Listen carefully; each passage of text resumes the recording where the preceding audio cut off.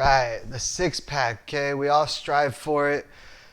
One thing to keep in mind about it is that it inserts at your pubis, okay, which is right by your groin, which is right where that tight psoas tends to be. All right, so all of that flexion that we go through to work on that six pack is going to add more tension to that psoas as well. So we need to take some of that tension off, because what ends up happening too, if you ever find yourself being thick and ropey in this bottom area by your floating ribs, that means that your diaphragm is not really functioning properly. So we're going to go over a little bit of that to relieve the tension off the transverse abs, but the rectus abs as well.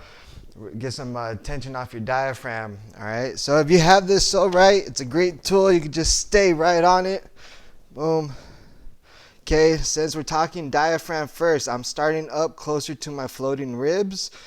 Okay, I'm just going to stay here and breathe into this Psorite. Okay, all right, that tension, it may be uncomfortable at first, but it's a good mental cue for you to inhale into your diaphragm first, because if you're here and you're breathing through your chest, okay, you'll be able to tell that compensation pattern, and you really want to make sure that you're keeping your diaphragm activated and open. Once you get that tension off, you could always scoot down more towards the psoas, right by the belly button area. Like I said, if you don't have something like this, just get something comfortable that you could lay on, and you get right up on one side just like that. Rock around, breathe into whatever device you may be using that allows you to get that tension relieved. And if you do not have something like this for the diaphragm, you're going to have to get something that you can rest your feet on.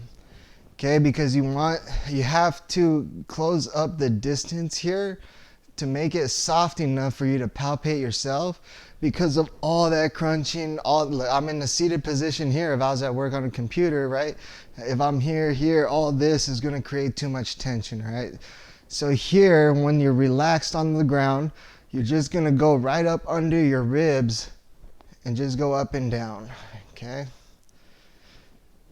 If you find a spot that you feel like really tugs and pulls from another direction, you're just going to want to hold that there, and now you're going to use your fingertips as your cue to inhale right up into that tension of wherever you may be holding it, okay? And you're going to go all the way across through both sides here.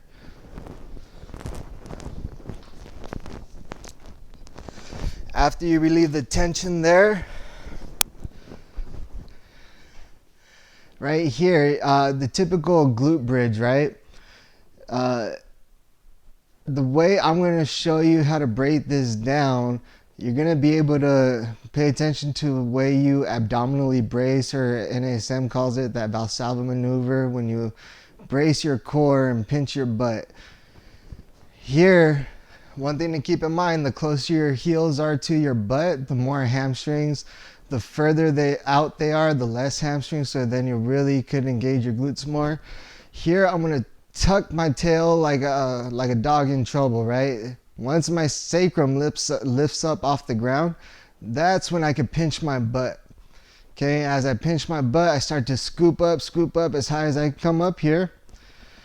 And once I'm staying here and I got my glutes nice and activated, I feel my sacrum tucked under. If you need to, you can place your hands on your stomach. Inhale into it, exhale out. Get that diaphragm to keep going, right? You inhale, expand out, exhale, let it drop. Okay, you want to work some of the pelvic floor muscles in here too. You know, just think of when you're, going to the restroom and someone scares you, and you got to pinch it off, right? You could do that same movement, the Kegels, while you're holding this, okay? One last thing, while you're keeping all that in mind, right? Using the diaphragm, Kegel if needed, pinching the butt.